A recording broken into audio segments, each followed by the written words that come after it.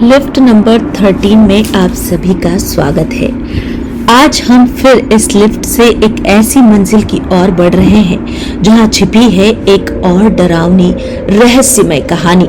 दरवाजा बंद हो चुका है, लिफ्ट धीरे धीरे नीचे जा रही है और आपको ले जा रही है उस जगह जहां अच्छाई और बुराई की जंग आमने सामने खड़ी थी।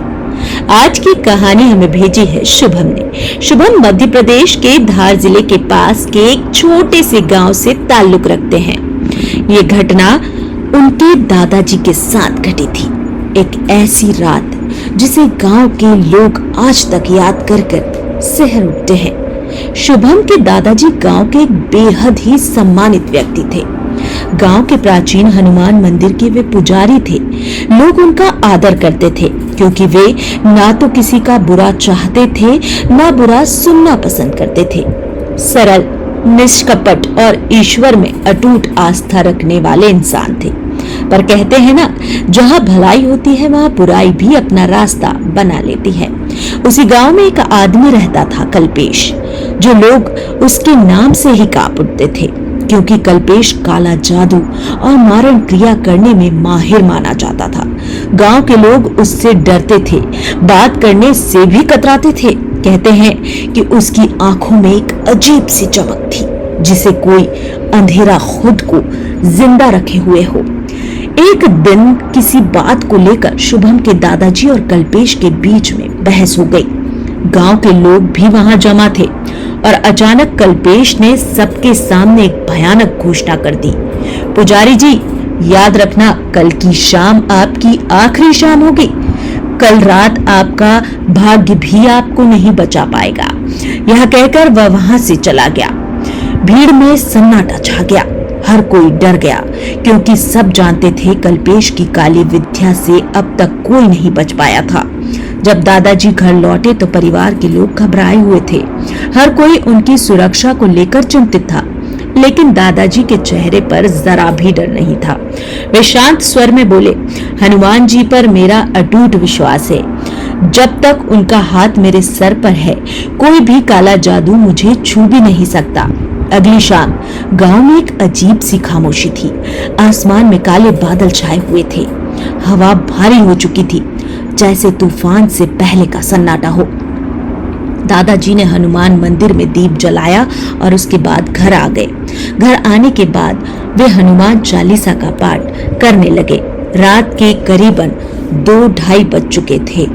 हनुमान चालीसा का लगातार वे पाठ कर रहे थे।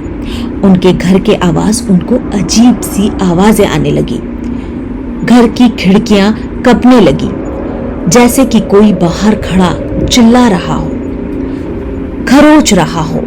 घबराहट जैसी आवाज उनको सुनाई देने लगी। घर के सभी सदस्य डर गए, लेकिन दादाजी ने हनुमान जी से विश्वास नहीं हटाया और उसी भक्ति के साथ हनुमान चालीसा का लगातार पाठ करने लगे।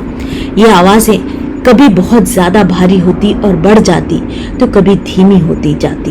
घर के सभी लोग काफी डरे हुए थे, लेकिन दादाजी के चेहरे पर शिकन तक नहीं थी।